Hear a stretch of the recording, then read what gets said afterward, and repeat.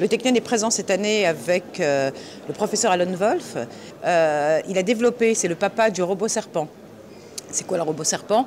En fait, c'est un serpent doté de nanoparticules qui a deux fonctionnalités importantes. La première, c'est de la robotique non invasive, de la chirurgie finalement non invasive par le biais d'un serpent qui est un robot et qui peut en effet assister les chirurgiens dans les opérations extrêmement sensibles de la moelle épinière, donc ça c'est petit 1, et petit 2, une autre fonctionnalité qui est le sauvetage.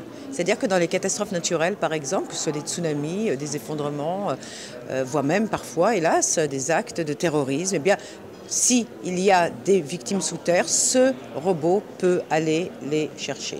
Alors le tamanoir est en fait une canule chirurgicale intelligente qui va aider le chirurgien, le guider pendant un geste chirurgical à être certain d'avoir enlevé, lorsqu'il enlève une tumeur, la totalité de cette tumeur.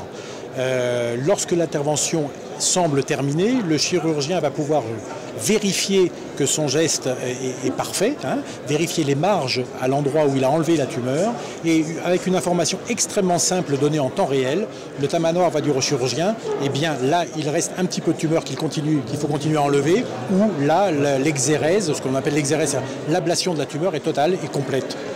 Alors ce drap connecté, d'abord avant d'être connecté, c'est un couchage de sécurité qui existe maintenant depuis quelques années sur le marché français au niveau d'un dispositif médical. Donc c'est un couchage de sécurité pour sécuriser le sommeil de la personne désorientée.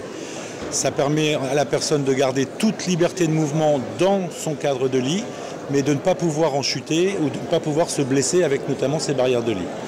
Ce produit se développant de plus en plus maintenant dans tous les milieux essentiellement gériatriques, on a décidé maintenant de passer à la phase 2 et d'en faire un outil encore plus intelligent en le connectant, notamment pour détecter des points clés de sécurité, de voir si le patient a besoin d'une intervention type change ou d'une intervention de soins. Donc on peut calculer, on détecte notamment son agitation pour voir si cette personne est en train d'augmenter son agitation et si c'est le moment de venir le surveiller pour pouvoir l'apaiser. On développe des systèmes de traitement d'air pour gérer les contaminations et les pollutions chimiques dans différents domaines et pour le bien-être des patients et pour le bien-être des individus. On s'intègre directement localement, directement au niveau de la personne. On va recréer une atmosphère dite originelle qui représente vraiment l'atmosphère qui a permis l'émergence de la vie. Aujourd'hui, on connaît l'enjeu financier au niveau de la santé, de toute la pollution chimique de l'air intérieur. Mais on va réussir nous, à préserver les personnes de ces polluants et surtout à préserver leur santé, leur bonne santé au cours du temps. Et HypnoVR, c'est donc un logiciel qui permet à tous les professionnels de santé de soigner la douleur et l'anxiété grâce à des séances d'hypnose médicale personnalisées. Et concrètement, ça leur permet d'utiliser moins d'anesthésie, moins de médicaments pour améliorer le confort de leurs patients, diminuer leur anxiété et aussi diminuer la douleur. Devinova est une société montpelliéraine qui a créé un dispositif médical innovant permettant de prévoir à l'avance les infarctus du myocarde, les AVC ainsi que l'apnée du sommeil.